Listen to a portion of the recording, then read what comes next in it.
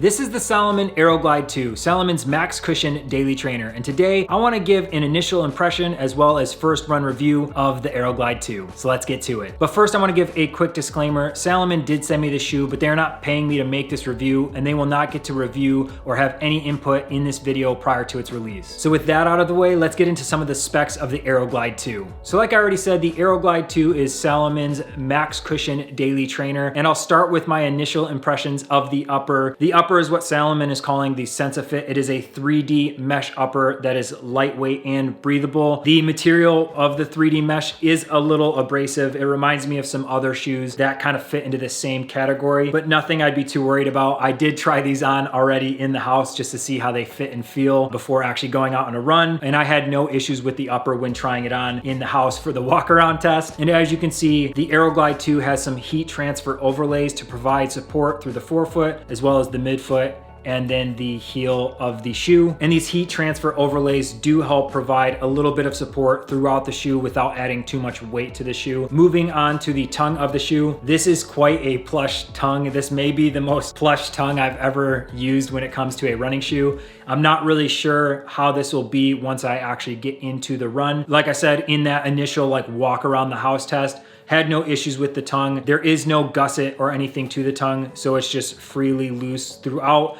But again, if you get a good lockdown with the shoe, especially being a daily trainer where you're not looking to go too fast in the shoe, there should be no issues with that. In that walk around test with the shoe, I had no real issues with the tongue. I do wonder though, with this plushness of the tongue of the shoe, how it will perform in warmer weather when you have this breathable 3D mesh upper, but then you have an extremely thick tongue. It may be a little hot during the summer months with the shoe, but I won't know until I actually run in the warmer weather. And now moving back through the ankle and the heel counter, this is also extremely plush, which is nice, especially when you're running in a daily trainer where you're gonna be putting on a lot of miles. The heel counter is pretty rigid, which is nice. When you're looking at a max cushion daily trainer, you wanna ensure that you have a good lockdown as well as good stability through the ankle lock and the heel counter to make sure that things aren't getting loosey-goosey, especially when you're looking at, like I said, that max cushion where you have a higher stack through the heel. The last thing you want is to have a fit that does not feel secure, especially when you're looking at daily trainers where you're gonna be putting a lot of miles on these shoes at a slow, steady pace. All right, now moving to the midsole, Salomon has what's called the Energy Foam, and from what I could find online,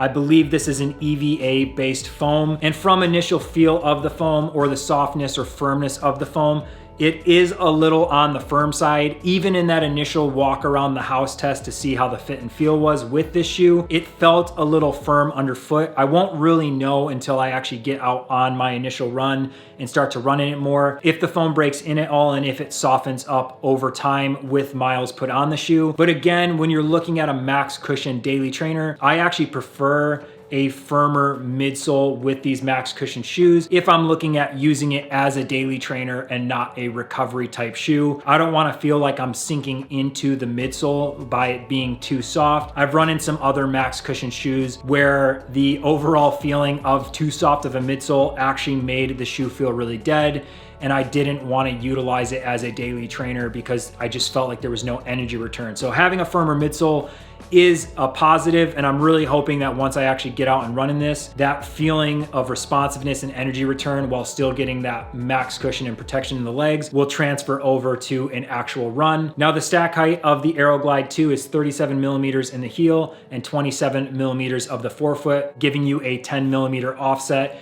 in the drop from heel to toe. So pretty aggressive, but I've run in other daily trainers that have similar heel to toe drops, and I personally enjoy like an 8 to 10 millimeter heel to toe drop. And the last thing I'll mention about the midsole is Salomon has what's called the R camber or reverse camber.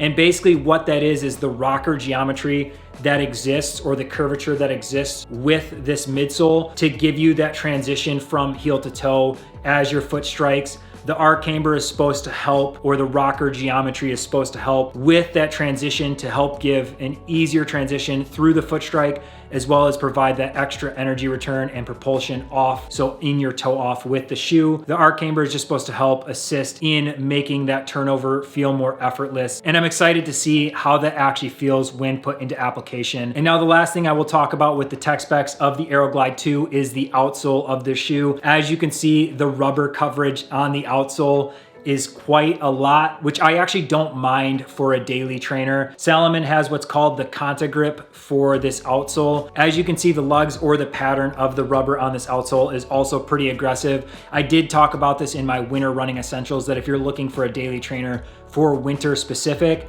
having outsoles designed like this is actually perfect to make sure you get good grip. So I'm assuming that this outsole will work really well in wet and slick conditions. The rubber does feel pretty rigid, so I am curious to see how this will work in relation to the already firm midsole. You also can see there's kind of this decoupled groove throughout the middle of the shoe, as well as some other areas to allow for flexion within the shoe. But again, there's a lot of rubber coverage underneath, which leads to some weight for the shoe, and I am curious to see how it'll feel once I'm actually out on my initial run. And the last thing I wanna note with this shoe, I did go with my usual US men's 10.5 size, and the shoe does fit true to size. I have no issues in terms of the overall fit. And the weight for this shoe in my men's US 10.5 is 9.91 ounces or 281 grams. And again, when you're looking at that max cushion daily trainer, 281 grams is actually a pretty good weight for the shoe. It's pretty lightweight considering the stack height and this midsole that exists on this shoe, as well as the great rubber coverage on the outsole. And again, with a daily trainer, specifically a max cushion daily trainer, I'm not too worried about the overall weight of the shoe because I'm not looking to go fast very often in the shoe. Really, a max cushion daily trainer should be designed to help protect the legs while allowing for easy transition in the foot strike through your gait cycle as you're running, so that you almost don't realize the shoe is there at all. And it just helps propel you forward to put on a lot of easy miles while you're training for your half marathon or marathon. And so with all the tech specs out of the way, the last thing to do is actually put these on and go for a run.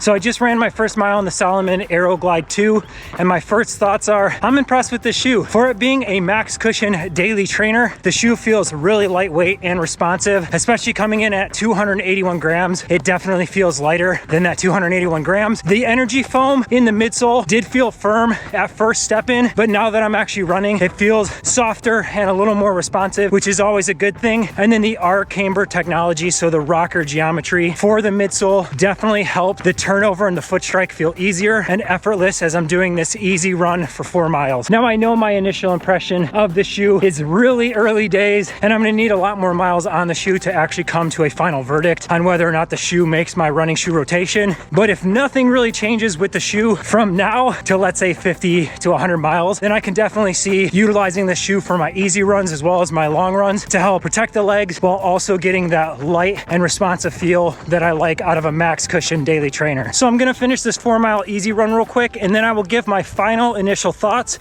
on the Salomon Aero Glide 2. All right, I just finished my first 4-mile run in the Salomon Aero Glide 2. I did 4.01 miles with an 8:28 minute mile average. And my final initial thoughts on the Aero Glide 2, like I said, I'm actually really excited about this shoe. For being a max cushion daily trainer, it feels extremely lightweight and responsive. The upper felt breathable. The tongue is a little warm already, and it's pretty cool out today. It's like 40 degrees Fahrenheit here in Michigan, and so I do wonder if in the summer that plusher tongue will feel really warm and you'll need thinner socks. But the midsole feels really good. Like I said, it was a little firm on first step in, but once I got running, the midsole felt really good, and that firmness felt soft enough that I do think it'll be great protection for my legs as I build up into the half marathon training and then marathon training, as well as being able to protect legs on long runs where you don't want to feel super beat up after the run. And like I said, the outsole, while it did feel extremely firm and there is a lot of rubber coverage on the outsole, I'm not so concerned about that with a daily trainer because I want to make sure that the daily trainer I'm wearing can handle all types of weather conditions. And so the next update I'll give will be the final review after I've done 100 miles on this shoe. And I'm really excited to see what my thoughts are on the shoe after 100 miles, because based on this initial run, it reminds me very much of another shoe which is a favorite in my running shoe rotation, the Asics Super Blast. The Super Blast felt the same way firm on initial step in, but once I got going, the midsole of the Super Blast felt fantastic. It is even more of a max cushion shoe than the Aero Glide 2, but the Aero Glide 2 reminds me very much of the Asics Super Blast. And the one good thing, the Aero Glide 2 retails at $160 US